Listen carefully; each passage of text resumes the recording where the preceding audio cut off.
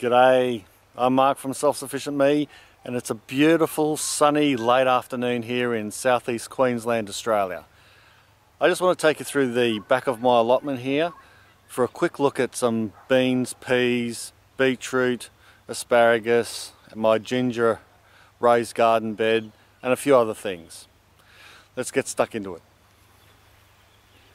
Okay, it's getting a little bit late in the afternoon, so I hope you guys can see this properly. But essentially I've got my 3 raised garden beds at the back here, and this area, if you've followed some of my other videos, that used to be an ad hoc furrows tilled area that I used to use. And I'm still going to use the back of this for some rosella plants that I'm going to just plant in that mound there. But really what I've got going is these 3 raised garden beds, which used to be at the back here next to our play gym and underneath these big gum trees.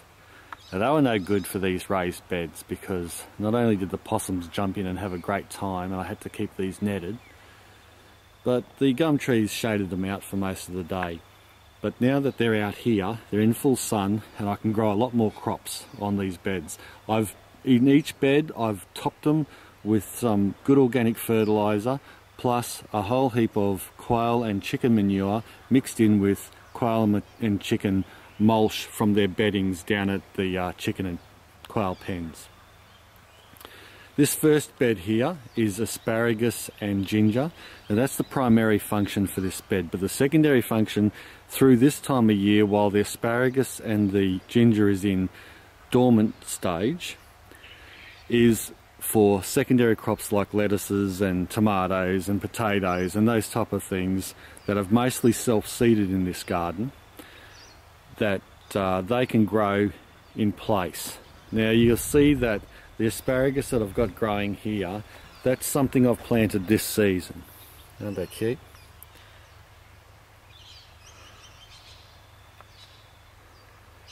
And obviously we don't harvest them, we just let them grow. They will grow on now because I've planted them through the dormant stage. I've got them from the nursery and they will grow on and the ferns will grow on. But the ones that I've planted from crowns, that I've transplanted from the ones that I've had over here, they're dormant now and they will come up in spring. Hopefully they'll be growing nice and strong in spring. So this next 2/3 of the bed is all ginger and I've planted them all in. You'll see that in my ginger video that I did the other day as well.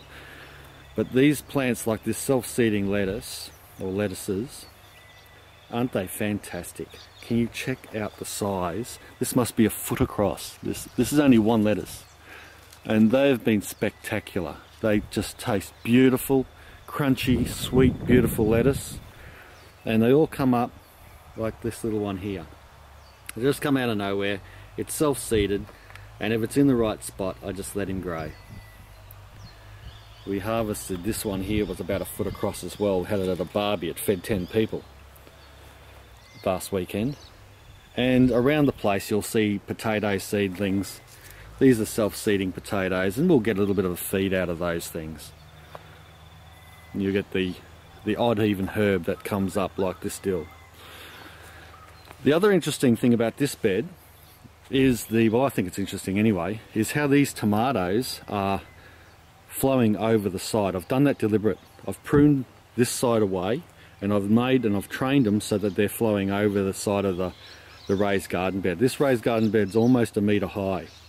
So the idea that I've got is that I let them sprawl over rather than stake them or try to tie them up.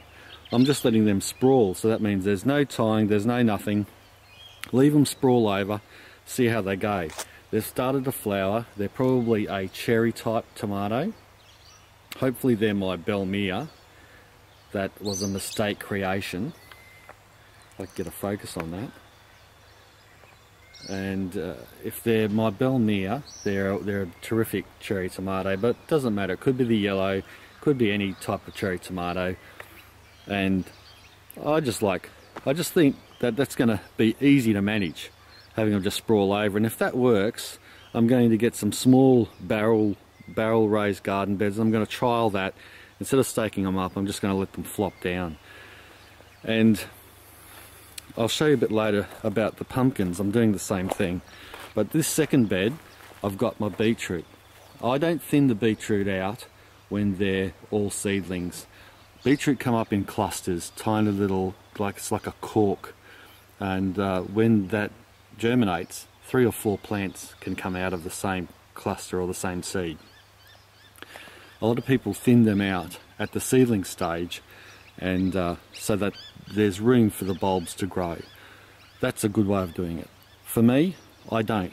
I thin them out around about this stage. We've started eating baby beetroots now, and as I go around and pick my baby beetroot, you know, like for example, say these two, I will say take this one, it's a little bit larger, and I'll leave that one grow on. I might take the one from the other side of it, and then I'll let that one grow on. So we have baby beets and we have beetroot salad from the leaves continuously, and then later on we will harvest the larger ones when they've grown and been left to grow larger, to either preserve or eat big.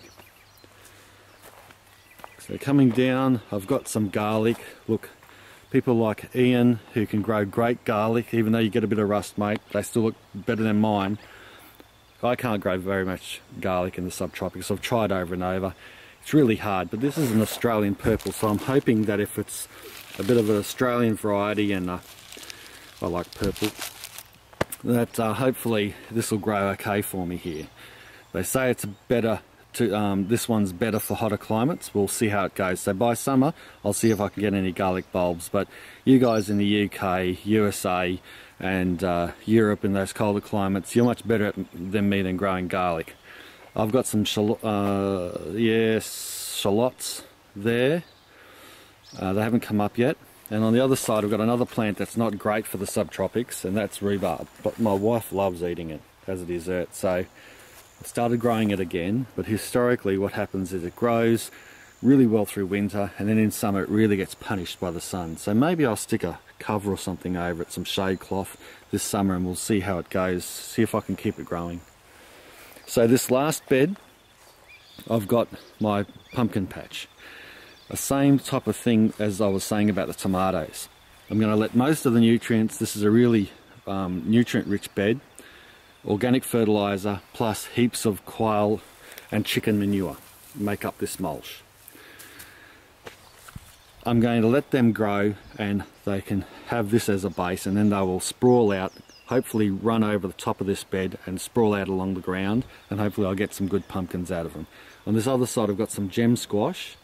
I've got a French type of pumpkin in the middle there that I haven't ever grown before, and a butternut pumpkin there, and I think a couple of the same around.